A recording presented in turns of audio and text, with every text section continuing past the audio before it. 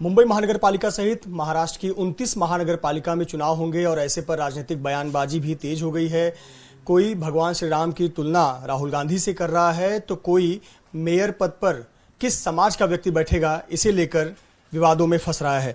हमारे साथ बात करने के लिए शिवसेना के वरिष्ठ नेता संजय निरुपम जी हैं। निरुपम सर, नाना पटोले कांग्रेस के वरिष्ठ नेता जिन्होंने कहा कि अयोध्या जाकर फोटो सेशन से अच्छा है कि उनके विचारों पर राहुल गांधी चल रहे हैं। राम भगवान से तुलना करने की कोशिश की गई है कि राहुल गांधी राम भगवान के विचारों पर चलकर काम कर रहे हैं।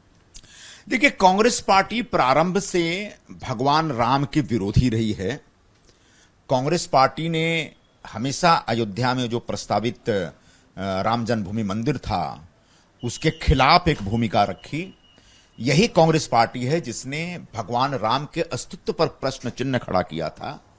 और ऐसे कांग्रेस वाले जब ये कहते हैं कि उनके नेता राम की तरह काम कर रहे हैं तो यह राम को बदनाम करने जैसी बात हो गई है। सच यह है कि उनके नेता का जो आचरण है, काम करने का जो तरीका है, ऐसे में उसकी तुलना राम के बजाय रावण से की जानी चाहिए। पर नाना पटोले तो कर रहे हैं कि राहुल गांधी श्री राम जी की तरह दबे कुचले पिछड़ों की सेवा कर रहे हैं, उनके लिए आवाज उठा रहे हैं और बाकी अयोध्या में तो जो जाता है वो फोटो सेशन कराता है। सबसे पहले बड़ा दुखद मामला है कि अयोध्या में राम मंदिर की स्थापना हुए 2 साल हो गए और आज तक जिनको भगवान राम का स्वरूप बता रहे हैं वहां जाने की जहमत नहीं उठाई।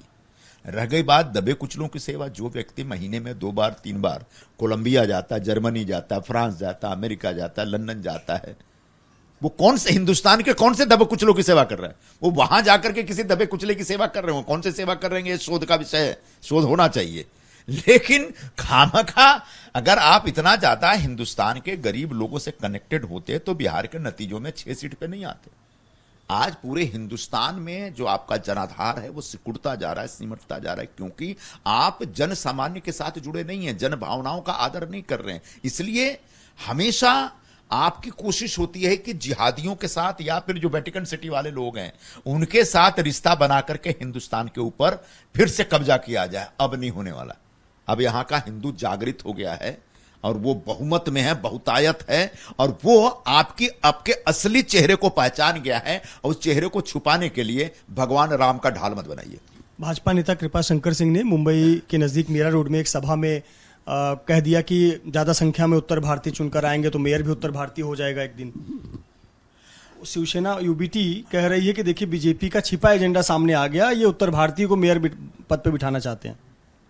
अब ये कृपा जी का बयान है, बेहतर हो इस बयान के ऊपर वो अपना स्पष्टीकरण दें। लेकिन जहां तक शिवसेना की भूमिका है मैं स्पष्ट कर दूं कि हमारी भूमिका है कि मुंबई का अगला मेयर मुंबई का मराठी भाषिक समाज तय करेगा और मराठी भाषिक समाज ही तय करेगा कि वो महायुति का ही मेयर होगा। रह गई बात उस मेयर के जाति समाज के संदर्भ में जो नया विवाद खड़ा किया जा रहा है, इतना याद रखिए कि महाराष्ट्र के आराध्य दैवत छत्रपति शिवाजी महाराज रहे हैं और उन्होंने हिंदवी स्वराज्य की स्थापना की थी। वो पूरे हिंदुओं की एकजुटता के पक्ष में थे। अगर उबाठा वाले या मनसे वाले सही मायने में शिवाजी महाराज को अभी भी जिहादियों से हाथ मिलाने के बाद भी छत्रपति शिवाजी महाराज को अपना आराध्य दैवत मानते हैं तो वो कतई नहीं कह सकते कि महाराष्ट्र में जय श्री राम नहीं, सिर्फ जय महाराष्ट्र बोला जाएगा। जय महाराष्ट्र बोलना चाहिए लेकिन जय श्री राम भी बोलना पड़ेगा, क्योंकि महाराष्ट्र है, महाराष्ट्र की मराठी भाषा मूल भाषा है, तो यहां सभी को मराठी भाषा का सम्मान करना चाहिए, मराठी भाषा में बात करनी चाहिए, इसमें गलत बात नहीं है। लेकिन राम के खिलाफ द्रोह करके इस प्रकार के किसी भी विचार को आप स्थान नहीं दे सकते, उसका सम्मान नहीं हो सकता। नीतीश राणे कह रहे हैं कि जब बात आई कि खान मेयर बनेगा तब शिवसेना यूबीटी चुप बैठी थी, बुर्के वाली मेयर बनेगी तब शिवसेना यूबीटी चुप बैठी थी। लेकिन कृपा शंकर सिंह ने अगर ये बात कह दी कि उत्तर भारतीय बनेगा तो ये हिंदुओं में फूट डालने का प्रयास, आप मानते हैं कि ये हिंदुओं में फूट डालने का प्रयास है? देखिए, शिवसेना प्रमुख बाला साहब ठाकरे एक बहुत ही कट्टर मराठीवादी नेता थे। उन्होंने अपना पूरा जीवन, अपना सर्वस्व महाराष्ट्र के मराठी भाषिकों को न्याय और हक दिलाने के लिए अर्पित कर दिया। उनसे कट्टर तो कोई नहीं है और आज भी मराठी भाषिकों के मन में शिवसेना प्रमुख के प्रति एक जबरदस्त आस्था है। लेकिन उन्होंने भी कभी भी हिंदी के खिलाफ किसी प्रकार की नफरत का विचार पैदा नहीं किया था, उसका प्रचार प्रसार भी नहीं किया था। वो हमेशा हिंदी, हिंदू और हिंदुस्तान के समर्थक हुआ करते थे। लेकिन आज उनके वंशज जिस प्रकार से उनकी दोनों की जो पार्टियों की जमीन खत्म हो गई है, वो पूरी तरह से नष्ट होते दिख रहे हैं, तब अपनी राजनीतिक रोटी सेकने के लिए, अपनी राजनीतिक जमीन बचाने के लिए जिस तरीके से मराठी भाषिक समाज के भावनाओं के साथ खिलवाड़ कर रहे हैं, उनके दिमाग में जहर बो रहे हैं, वो शिवसेना प्रमुख को भी पसंद नहीं होगा।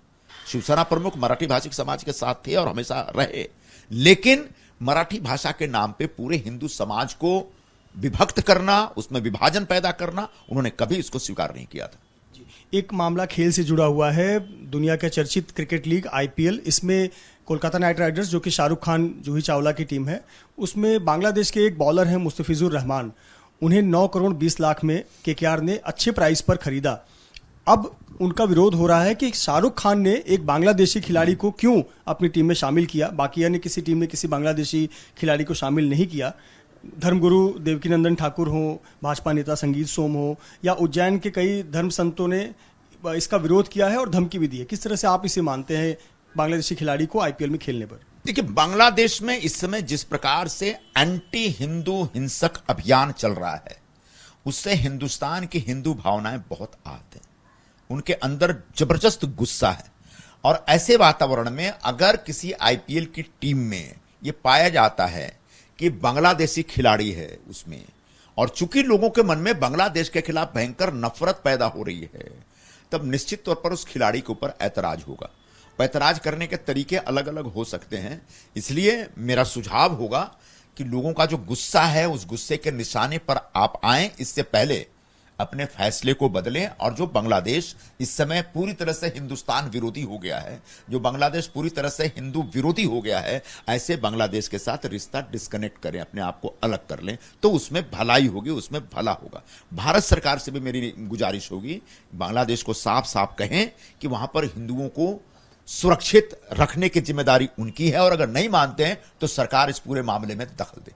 बहुत बहुत धन्यवाद हमसे बात करने के लिए संजय निरुपम, जिन्होंने महानगर पालिका चुनाव से लेकर खेल क्षेत्र पर प्रतिक्रिया दी और कहा कि बीएमसी चुनाव में जो मेयर बनेगा वो छत्रपति शिवाजी महाराज को मानने वाला होगा, और आईपीएल में जो भी टीम ने बांग्लादेश के प्लेयर को लिया है उसे इस पर ध्यान देना चाहिए कि लोगों के गुस्से का शिकार ना बने। कैमरामैन योगेंद्र गुप्ता के साथ मृत्युंजय सिंह, एबीपी न्यूज, मुंबई।